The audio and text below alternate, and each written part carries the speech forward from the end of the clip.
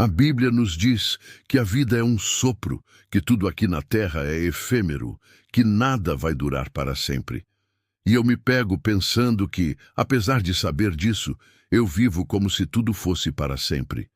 Como se eu fosse viver eternamente aqui na terra, como se eu fosse levar todas as minhas conquistas, bens materiais, títulos, diplomas, medalhas para além da tumba. E não vou levar nada. Vou deixar para trás tudo que construí aqui. As pessoas esquecem que a vida é um sopro, que a vida é um instante. Nada dura para sempre, nem a alegria nem a dor. E eu busco a Deus para que me ajude a entender. Busco a Deus para que me ajude a enxergar o que realmente importa, para que me ajude a entender o que Ele quer de mim. E aí, ele me mostra a parábola do rico e lótero, que está em Lucas, capítulo 16, versículo 19. E me mostra a parábola do servo que recebeu 5 talentos, que recebeu 2 talentos e que recebeu 1 talento. Me mostra a parábola do filho pródigo, me mostra o exemplo de José, de Davi, de Elias, de Jó. E me mostra que, no final das contas, o que realmente importa são as boas obras. O que realmente importa é a fé. O que realmente importa é a esperança. Então, com base nesses exemplos, nesses ensinamentos, trago para você este estudo, quebrando a ideia de que as coisas materiais, o status, a vaidade, o orgulho, o prazer, o sucesso, a glória, a fama e as conquistas aqui na terra, elas não podem nos proporcionar a verdadeira felicidade, a verdadeira paz, a verdadeira satisfação, a verdadeira plenitude. Porque sim, no momento em que decidirmos buscar essas coisas, podemos ter, podemos conseguir, podemos alcançar, podemos adquirir, mas jamais encontraremos a paz, a alegria e a satisfação. Pois Deus nos fala por meio de Amós, capítulo 5, versículo 7. Vós que dizia vós, pois aborreço as vossas festas e as vossas solenidades. Chamam as sestas convocatórias o dia de preguiça, o santo dia de preguiça, honra e alegria, um dia agradável e honroso, um dia de canções, de alaúde e de cetra de cordas e de flauta de assentir de som alto e honroso de calçados e de vestido magnífico. E o Senhor falou por meio de Amós, capítulo 6, versículo 4. Mas o dia de preguiça, o santo de preguiça, abominou o povo. O dia de preguiça, o holiday, tornou-se penoso aos olhos de Israel. Por isso profetizei eu às nações, profetizei aos reinos, ó casa de Israel, ó que restastes. O que fazeis no dia de preguiça, purificando e subornando? Deus nos revela por meio da palavra que o que ele mais abomina é o povo que busca o status, o título, a conquista, o sucesso, o prazer, a vaidade, o orgulho, a glória, a fama, e que por meio do trabalho, do suor, do sacrifício, do esforço, conquistaram tudo, menos a paz, a alegria e a satisfação. É um povo que vive na solidão, no egoísmo, na inveja, na soberba, no orgulho, na vaidade, na preguiça, e que, por trás dos sorrisos, esconde tristeza, angústia, aflição, mágoas, conflitos, brigas, maldade, hipocrisia, falsidade, superficialidade, etc.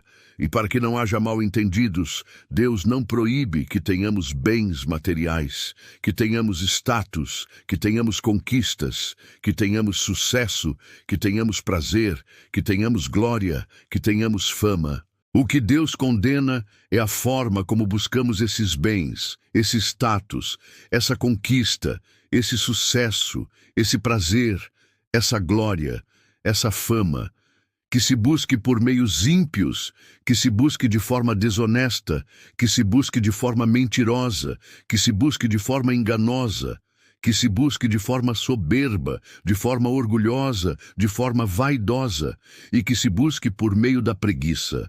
Pois Deus nos ensina por meio de Provérbios, capítulo 10, versículo 4, a mão de preguiça está cansada em tudo, e a mão diligente se fará rica. E nos ensina por meio do Provérbio, capítulo 13, versículo 11, riqueza obtida por angústia terá angústia, mas quem anda reto certamente será agraciado.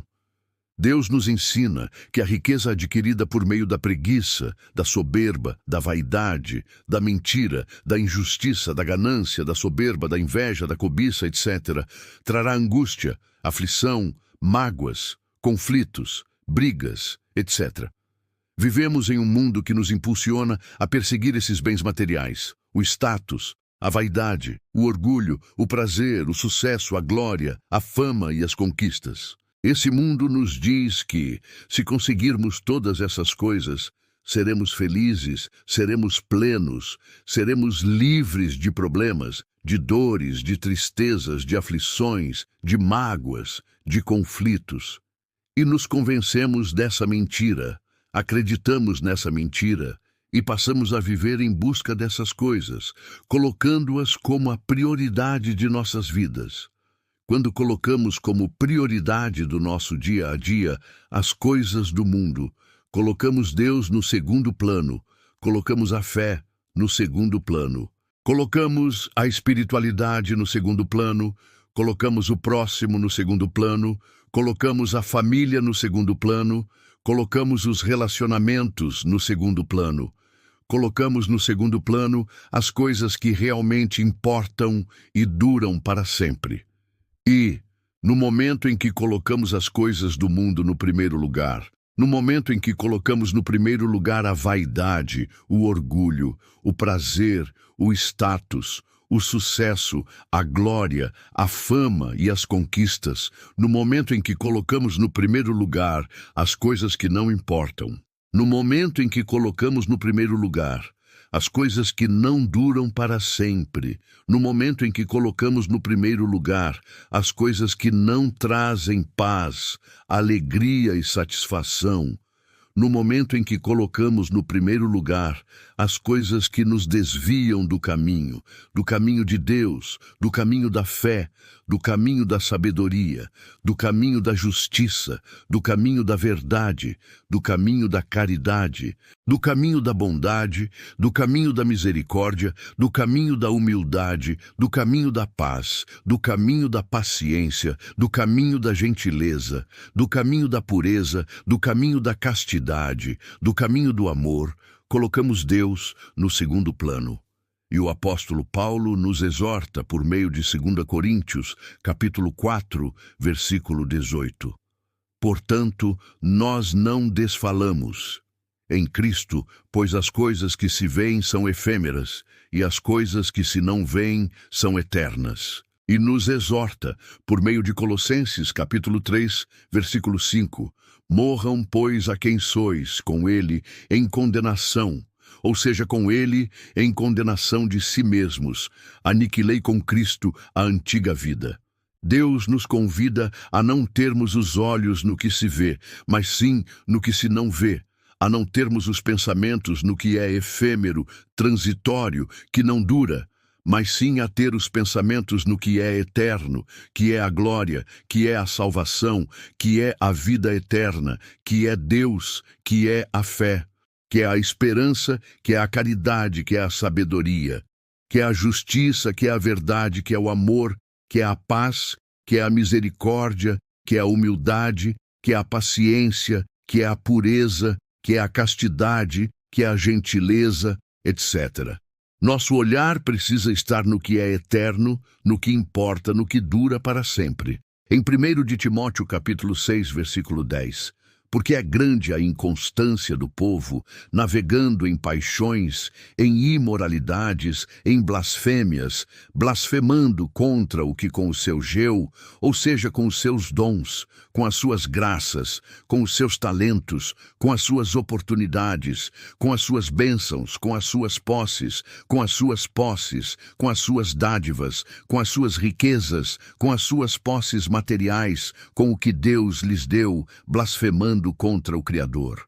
E Deus nos mostra por meio de Salmos, capítulo 104, versículo 35. Ó meu Deus, ouço os homens, ouço a soberba dos nobres, e o barulho de loucos, bragam os poderosos, os que fazem a sua grandeza na terra, que se ensoberbem os que são unidos pelos deuses. Os deuses se alegrarão, os deuses ouviram. Ora, iniquidade do homem. E nos ensina por meio de Salmos, capítulo 144, versículo 3, o Senhor construiu a Sião, sendo a minha fortaleza, de maneira que, quando eu me recordo de ti, me consolo. E nos ensina por meio de Salmos, capítulo 145, versículo 3, grande és tu e digno de louvores. És, ó Senhor, a Deus, que estás assentado sobre os tronos a partir de há muitos séculos. Amém. E assim termina este estudo. Espero que Deus abençoe cada um de vocês.